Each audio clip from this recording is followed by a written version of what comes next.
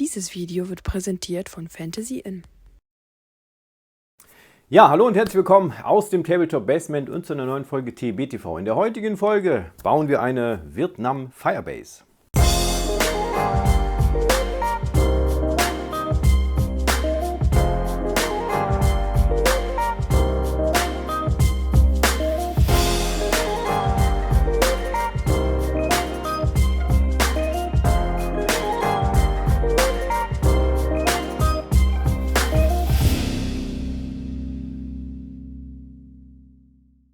Herzlich willkommen zurück auf unserem Kanal. In der letzten Folge oder in der vorletzten Folge haben wir den Fluss für unser Mekong Delta gebaut. Wir brauchen 3 verschiedene Spieltische, modulare Spieltische, und wir brauchen einmal den Mekong Delta Bereich mit dem Flusssegment. Wir brauchen aber auch eine Firebase. Und was ist eigentlich eine typische Vietnam Firebase? Im Grunde genommen ist das eigentlich nur eine provisorische Feuerstellung. Das heißt, man hat sich einen strategischen Punkt gesucht, hat dort quasi alles gerodet, was dort war, um halt eine freie Fläche zu bekommen. Meistens waren die etwas erhöht, diese ganzen Geschichten, viel auf Bergen, Hügeln, großen Hügeln. Und dann wurde da einfach die Fläche einmal komplett geebnet und dann wurde da einfach die Stellung errichtet. Das war von sehr, sehr provisorisch bis hin zu extrem heftig ausgebaut. Da gibt es die verschiedensten Sachen. Ich blende euch auf jeden Fall zwischendurch immer mal so ein paar Bilder ein, wie diese ganzen Sachen ausgesehen haben. Und dann dachte ich mir, okay, wir brauchen natürlich auch eine Firebase, die muss entsprechend groß und natürlich auch hoch sein.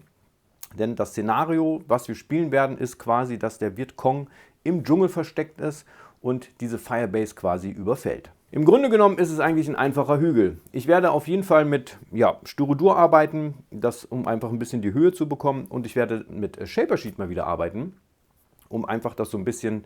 Ja, ich könnte natürlich auch Spachtelmasse nehmen, um das alles anzugleichen, aber dann wird das unfassbar schwer und ich brauche sehr viel Spachtelmasse. Und Shaper Sheet ist dafür eigentlich wie gemacht um halt einfach auch Höhe gut auszugleichen. Und das auch relativ leicht, weil dieses Shaper Sheet besteht aus einer dicken Alufolie, da drauf ist eine kleine Filzschicht. Dann werde ich das Ganze mit Gipsbinden bearbeiten, um einfach die Festigkeit zu bekommen. Werde nochmal mit einer dünnen Schicht Xyrarock, Stevalin, was auch immer gerade da ist, werde ich drüber pinseln. Und dann habe ich einfach einen richtig festen Hügel. Den haben wir ja jetzt hier schon fertig in dem Fall. Und das ist aber relativ leicht, ne? Weil wir keine Felsen oder keinen großartigen Gips und so weiter drauf haben, was das unnötig schwer macht. Von daher ist es relativ leicht. Und tatsächlich, der Hügel ist tatsächlich auch nur für ein einziges Spiel verwendbar. Beziehungsweise können wir dieses Szenario natürlich öfter spielen, aber es ist natürlich ein Szenario-Geländestück, was wir benötigen, was man natürlich nicht oft benötigt. Und von daher habe ich mir da jetzt auch nicht so mega viel Mühe gegeben, sondern ich brauchte einfach einen großen Hügel. Eine kleine Auffahrt habe ich gebaut. Das ist so, ja, dass man halt auch mit einem Fahrzeug eventuell hochkommt. Und es ist einfach eine provisorische Stellung. Ein paar Sandsäcke, ein bisschen Erdwälle, ein paar abgerodete Baumstämme. Das heißt, ich habe die aus dem 3D-Drucker geholt. Da habe ich eine Datei, wo einfach Baumstämme, die waren für einen 28 mm Maßstab. Ich habe sie einfach runterskaliert. Das ist das Schöne am 3D-Druck. Habe sie einfach runterskaliert auf 15 mm oder ungefähr 15 mm. Habe mir da eine Handvoll ausgedruckt und die habe ich noch mit platziert. Ansonsten auch Vegetation fand man da jetzt nicht wirklich viel. Deswegen habe ich nur so 3 kleine Punkte gemacht, wo ich noch so ein paar Palmen angedeutet habe, ein bisschen Vegetation, aber ansonsten war das tatsächlich einfach nur Erde. Man hätte jetzt hier natürlich auch völlig ausrasten können und quasi richtig große Bunkerstellungen aus Sandsäcken bauen können. Und ich hatte tatsächlich auch ein Piece gedruckt aus dem 3D-Drucker. Das war so ein schöner Mörserbunker, komplett aus Sandsäcken. Ist irgendwie nichts geworden, keine Ahnung, die Datei war wohl irgendwie ein bisschen fehlerhaft. Die kam leider völlig verkrüppelt aus dem Drucker raus, also dachte ich mir, na gut, schade. Sandsäcke selber formen oder kneten in dem Maßstab ist halt sehr fisselig, das dauert wirklich, und gerade wenn man so ein großes Stück einfach auch bauen muss, was komplett aus Sandsäcken besteht, ist das natürlich unfassbar viel Arbeit. Von daher dachte ich mir, okay, ich verzichte darauf, ich drucke mir einfach ein paar kleine Mannschaftszelte aus und auch die habe ich runterskaliert, weil ich die nur in groß hatte, aber das passt auch, denke ich mal, vom Maßstab. Und ja, das ist quasi unsere Vietnam Firebase für ein Szenario in unserer kleinen Mini-Kampagne. Und jetzt wünsche ich euch viel Spaß mit dem Video. Wie gesagt, es ist nur ein Hügel eigentlich. Es ist ein Hügel, mit ein bisschen Erde und was anderes ist es tatsächlich auch nicht. Von daher, ja, die Technik ist vielleicht ein bisschen was anderes, weil es einfach Styrodur, Shaper Sheet, Gipsbinde, also es ist schon ein bisschen aufwendiger. Man hätte das wahrscheinlich auch schleifen können. Ne? Ich hätte einfach, ja, keine Ahnung, 3, 4 Schichten Styrodur übereinander stapeln können, hätte das einmal mit einem Cutter geschnitten oder mit einem Heißdrahtschneider und dann hätte ich das alles schleifen können. Dann hätte das wahrscheinlich auch funktioniert. Ich habe jetzt diese Methode verwendet, weil, ja, das macht mir eigentlich auch Spaß. Ne? Also ich mag mit Shaper Sheet zu arbeiten, solltet ihr unbedingt mal ausprobieren, wer es noch nicht gemacht hat, weil da kann man ganz tolle Sachen mitmachen und im Endeffekt ist es dann sehr, sehr leicht einfach, ne? Weil ihr weil ihr quasi sehr viel Luft unten drunter habt. Ihr müsst die nicht komplett füllen, sondern das Shaper Sheet geht da drüber und ihr habt sehr viel Luft darunter und das macht die Geländestücke natürlich sehr, sehr leicht. So, jetzt aber ab ins Video.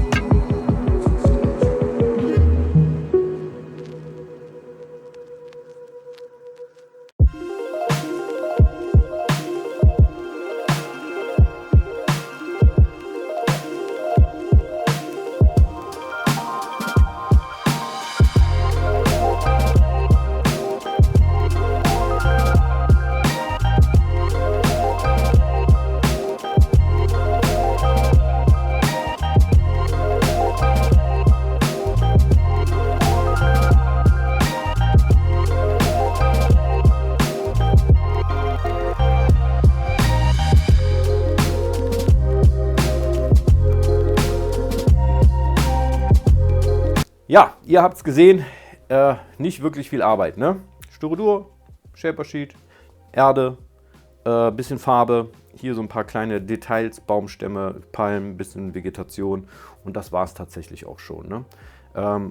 Wichtig ist, glaube ich, hier einfach, dass man den Sand sehr, sehr gut fixiert, weil es ist einfach nur Sand. Normalerweise arbeitet man ja schon, wenn man den Sand drauf hat, dann noch mit viel Vegetation. Das, ja, da kriegt man dann nochmal extra Halt, weil man ja dann nochmal mit den verschiedensten Sprays und Mittelchen rangeht, um auch die Begrünung zu fixieren.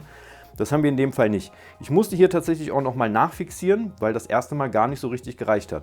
Wichtig ist, wenn ihr sowas macht, wenn ihr mit viel Erde arbeitet, ihr braucht dringend, was die Oberflächenspannung bricht. Und das ist in dem Fall, in meinem Fall war es Isopropanol.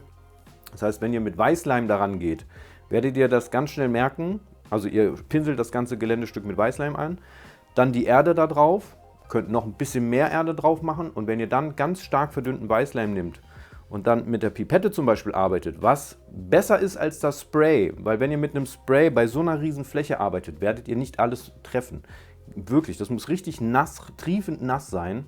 Deswegen das Geländestück auch ein bisschen erhöhen, damit es runterlaufen kann, damit euch das Geländestück nicht auf dem Tisch festklebt und das Zeug darf ruhig runterlaufen, weil ihr braucht das richtig nass. Und in dem Fall ist es immer besser mit einer Pipette zu arbeiten, ist ein bisschen aufwendiger oder mit einer Spritze zum Beispiel geht das auch. Und da werdet ihr ganz schnell merken, dass dieser Weißleim so Blobs bildet, so Blasen. Und dann rollen diese Blasen quasi an der Erde runter, weil die Oberflächenspannung einfach da ist. Ihr braucht ganz viel Isopropanol. Also am besten 2 Sprühflaschen, beziehungsweise eine Sprühflasche und eine Pipette und dann zeitgleich arbeiten. Das funktioniert eigentlich immer am besten. Und das ist eigentlich so der Trick bei solchen Geschichten, damit es wirklich, das ist halt jetzt auch bretthart, ich kann das umdrehen, da rieselt gar nichts mehr. Also das ist auch wirklich abriebfest, da ist gar nichts mehr, ne? Also das ist halt ganz schön und das ist, glaube ich, wichtig bei solchen Geländestücken. So, jetzt haben wir den Mekong Delta fertig, jetzt haben wir die Firebase fertig, jetzt fehlt nur noch Scatter Terrain. Das ist dann quasi meine nächste Aufgabe für die nächste Woche. Wir brauchen jetzt quasi... Ja, wir haben jetzt hier so ein Viertel des Spieltisches haben wir bedeckt. Wir haben hier natürlich sehr große Geländestücke, die ich hier noch platziert habe. Das sind die von meinem Kumpel Micha. Eigentlich für 28 mm, funktionieren aber auch für 15 mm. Da werde ich ja noch mal ein bisschen rangehen, noch mal ein bisschen nachbegrünen.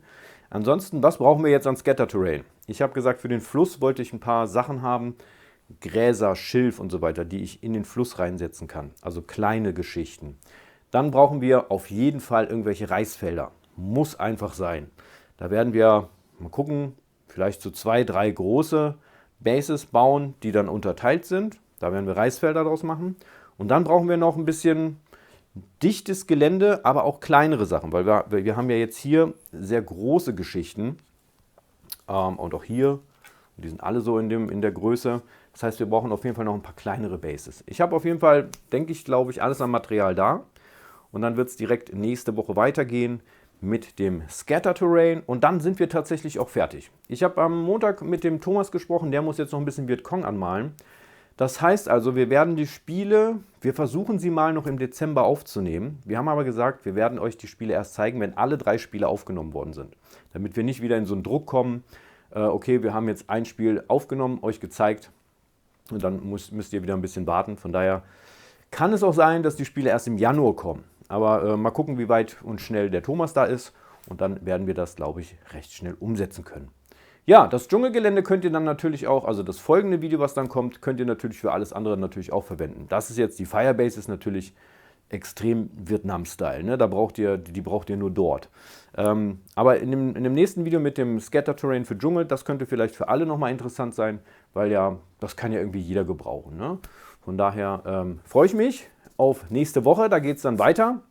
Ich sage Dankeschön fürs Einschalten, schaut gerne mal bei unserem Partner vorbei, dem Fantasy Inn, denn der hat nämlich auch das Ganze möglich gemacht, dass wir alles an Miniaturen und Fahrzeuge und so weiter, wir wurden komplett ausgestattet mit dem ganzen Spielzubehör von NAM und vielen Dank an dieser Stelle nochmal ins Fantasy Inn. Falls ihr selber jetzt noch Sachen braucht für euer Vietnam-Erlebnis, dann schaut gerne mal im Fantasy Inn vorbei, denn das Fantasy Inn ist mit einer der Exklusivpartner von Battlefront für dieses Spielsystem. Also, schaut gerne im Fantasy Inn vorbei. Könnt gerne unten unseren Affiliate-Link nutzen und damit könnt ihr unseren Kanal noch ein bisschen unterstützen. Ich sage Dankeschön fürs Zuschauen. Wir sehen uns dann nächste Woche. Ich hoffe, dass ich euch dann schon das Scatter Terrain zeigen kann. Ich bin gespannt, ob es klappt, weil Montag und Dienstag wird nämlich auch Operation Squad hier extrem getestet. Von daher fallen wir schon mal 2 Tage fürs Geländebauen weg. Aber ich versuche auf jeden Fall, dass ich das für nächste Woche umsetze. Spätestens dann aber übernächste Woche. Also, bis zum nächsten Mal. Dankeschön und tschüss.